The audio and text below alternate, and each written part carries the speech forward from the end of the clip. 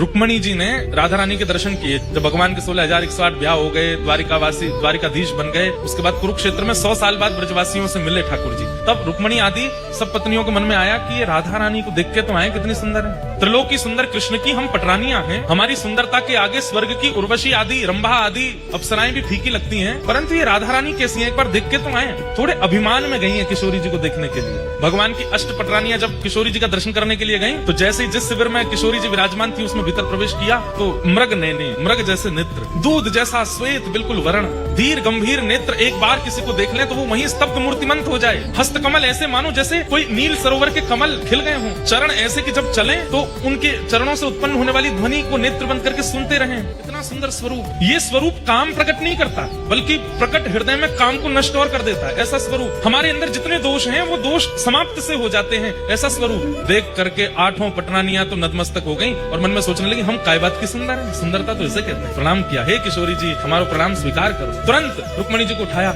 मैं राधा रानी नहीं हूँ, मैं तो दासी हूँ। राधा रानी भीतर है, किशोरी जी तो भीतर विराजमान है। 8 में से 4 तो वहीं से लौट गए। बोले जब दासी की सुंदरता हमसे सहन नहीं हो रही है, किशोरी जी को कहाँ देखेंगे। 4 ने प्रयास किया और भीतर गई, तो बाहर जिसे देखा उससे भी अतीत सुंदर। बाहर वाली की सुंदरता तो दोष नष्ट कर रही थी, अंदर जिसको देखा उससे दोष नष्ट तो हुए बल्कि गुण प्रकट होने लगे। दया, प्रेम, शीलता, ये सारे जो अच्छे गुण होते हैं उसका दर्शन करके वो प्रकट होने लगे। बोले निश्चित किशोरी जी ने प्रणाम किया। बोले आप किशोरी जी? नहीं नहीं मैं दास। किशोरी जी भीतर।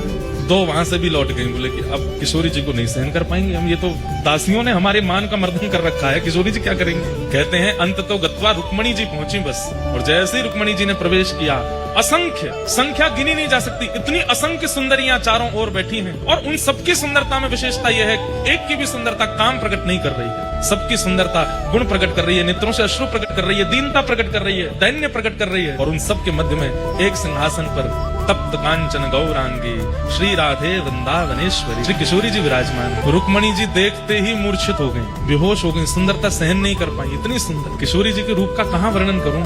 तुरंत किशोरी जी ने जाकर के रुक्मणी जी को संभाला। जब होश में आई, कहाँ तो देखने आई थी, परखने आई थी, जानने आई थी, अब स्थिति क्या हो गई। जो रुक्मणी जी कभी कृष्ण से वियोग की इच्छा नहीं रख सकती, ठाकुर जी दूर चले भी जाते हैं तो रो रो करके रुक्मणी जी का बुरा हाल हो जाता है, वो रुक्मणी जी की स्थिति क्या हो गई। किशोरी जी को देख करके कह रही है, हे श्यामाजू बस एक इच्छा पूरी कर दीजिए। बोले क्या? बहुत वर्षों तक द्वारिकाधीश की सेवा करी, अब आप अपनी सेवा में मुझे भी दासी बना लें और अपने साथ बरसाने ले चलो, हम द्वारिका को प्रणाम करके आपकी शरण में बरसाने चलें। तब किशोरी जी ने हृदय से लगाया, नहीं, हमारे प्राण आपके पास हैं, उनकी सेवा आपको करनी है, और जब समय होगा तो हम आपको स्मरण कर लेंगे। जब बाहर रुक्मणी जी निकल करके आई तो कहते हैं 2 दिन तक तो मौन ही रही, बोली ही नहीं, बस नेत्रों से अश्रुपात और ध्यान में बैठी हैं किशोरी जी। इतना सुंदर स्वरूप।